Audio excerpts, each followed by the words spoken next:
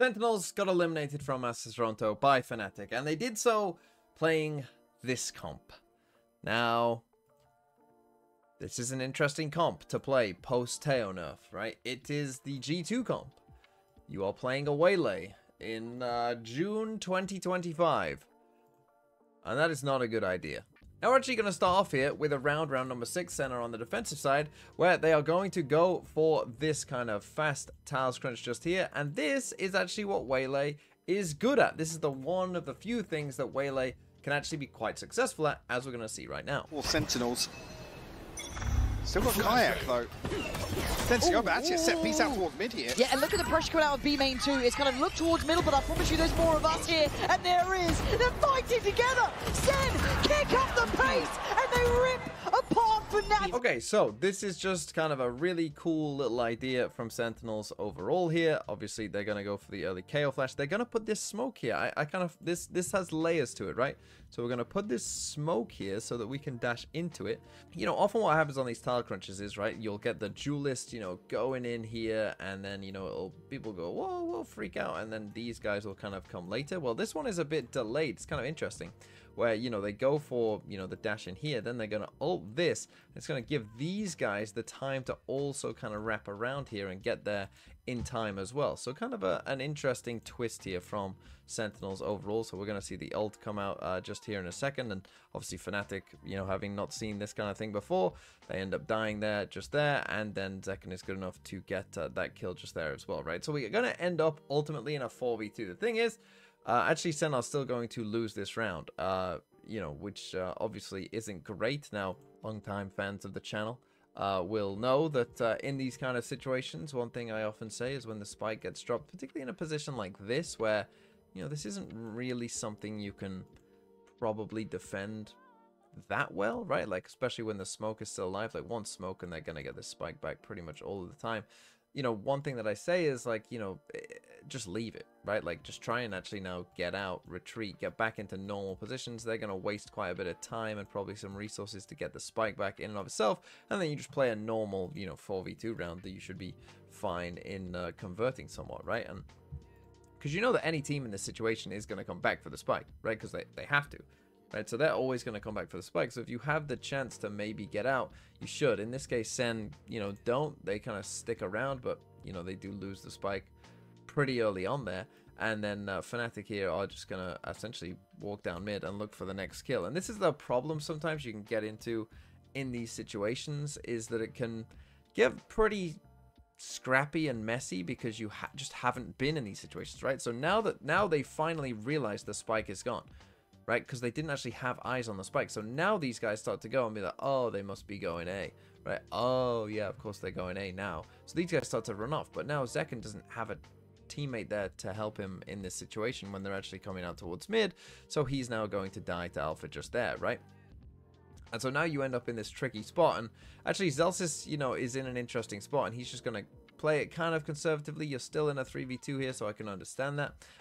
But, you know, it's a bit of an interesting spot. And he almost, I mean, again, he tries to come back towards B there. He if he would have stayed just a tick longer, you know, he actually could have found Boaster. But Fnatic are going to come onto the A site here, and they're going to get the spike down. The thing is, and if you watch this game, you'll know this, it just so happened in this game that Alpha decided that Fnatic weren't going to lose. Now, Plant's going to be coming down. Can Boaster and Alpha navigate this? Planted. My ultimate is ready. Paranoia still there. That's huge, actually. 5 seconds on the smoke as well for Boaster. Door shut as well. Scatter. Where's he off to? They don't know, we do. Smoke going to go in. Ult's popped. Alpha's out of it, but they're going to flood the site now. Sen looking to try and clear, trying to maybe catch Boaster in the meantime. Paranoia still in play. There it is, posted. Alpha, you got to come into this one. And he checks it, it's clear for now. They are hunting them down, but Alpha denying. Boaster trying to live as long as he can. Alpha, the man who will not be moved, clutching up Fnatic. So yeah, they still lost the round, but actually in terms of, you know, the start of that round, it was actually quite good. We got a good example of what Waylay can do. However, now let's take a look at a disaster round for Waylay. These teams, Oh, I like this. like I said, yeah, with the funds in the previous, Zekken now on the operator, sorry. but also that maybe they're willing to, I don't want to say challenge middle, but let's see how they maybe want to approach it. Kayak wants to test early. Okay.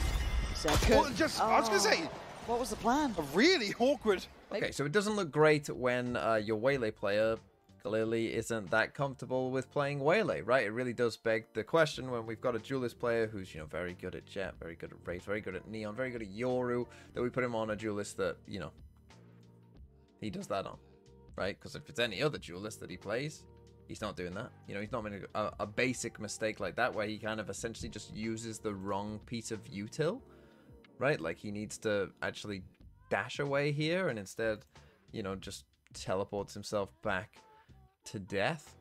Yeah, obviously not very great, but I mean, this is the thing with Waylay in general, right? That Waylay, when you're opping on defense side Waylay, it just, like, you know, it may seem like Zekken here, he thinks he has 2 bits of util, right? You've got a dash and you've got this recall, right? You can go back. So it looks like you've got 2 bits of util to get out and escape, but really when you're opping, you don't. You have 1. You have the dash, and that's it.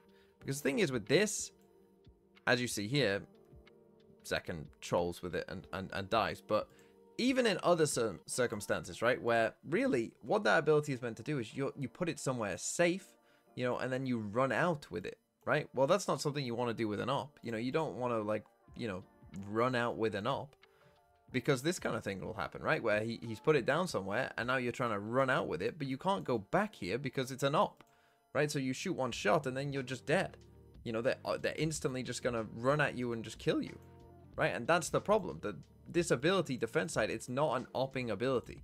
You know, it isn't good for an op. It's decent for rifles, you know, it's decent for, you know, aggro plays on defense, but not with an op, you know, solo peeking on your own. It's good for, you know, we're going to flash, stun, I'm going to now go, you know, and use it like a kind of Phoenix ult. And again, we see another example there of Waylay not working so well. And Sen didn't really go for a lot of those kind of aggro plays that we saw in the first round that we looked at. And that makes some sense, you might say, right? Because they're playing against a double Sentinel comp themselves, right? So running into a double Sentinel comp doesn't really make sense either, right? But that just simply begs the question, why on earth would you play this agent when you know that Fnatic are playing this comp? It doesn't make any sense, right? Because again, the general setup with this comp, like, and the way you want to use Waylay, like, this is what the map often looked like, right? Where they are just gonna essentially leave Zekken here to his own devices a lot of the time, you know, and everyone else is just gonna leave him here, which normally in a lot of situations makes a lot of sense, right? And you end up, this was like the most kind of, you know, basic common setup. It would often be Zelsis and Zekken, you know, over here towards B, and these 3 over towards A, which is, you know, it looks fine normally on a map, but like, it just doesn't make sense with this agent. Like, this agent is, the thing that this agent is good at is what we saw in the first round, right? I'm gonna go, and when you're playing it with Teo as well, right? Especially with Teo, you know, not having the rechargeable missiles anymore, right? We've seen from, you know, teams like Gen G, really what Teo is good at now is kind of that one big burst, and you're hoping that that big burst destroys people. Well, Waylay's kind of the same, right? You're thinking, we're gonna flash, I'm gonna put a missile here, you're gonna dash, we're gonna paranoia this, and we're gonna kill everyone in here, right? That's what Waylay's good at. Sentinels didn't do it once. Well, they did once, right? And it worked, but they still lost the round. But this is so much of what they did. But it's like, well, why play Waylay? And the thing is, well, you might be like, oh, well, that's the comp, that's what they practice with. But the thing is, like, you could replace this with a Jet, and it would just be better. It would just be like, okay, well, this is just a straight upgrade. Not just against Fnatic's comp here, but probably in terms of Zekken's comfort as well on the agent. Just in terms of, like, most things. Like, just playing a Jet, 1-for-1 replacing this comp, would probably be good. Because we ended up in a lot of situations like these, where we're going to get, eventually, a retake here coming in from Zekken and Zelsis, but they're in a 4v2. You know, it's a terrible spot, right? Because again, another thing that this agent might be good at is going, okay, I can, you know, we can flash in and you know, if things are bad, I can recall, or I can recall, you know, to get information on where these players are, right? Like, maybe I can explore this. But they never really, you know, they tried to play a standard Ascent, which again, makes sense against Fnatic's comp. You don't want to be playing retake against double Sentinel. It doesn't make any sense.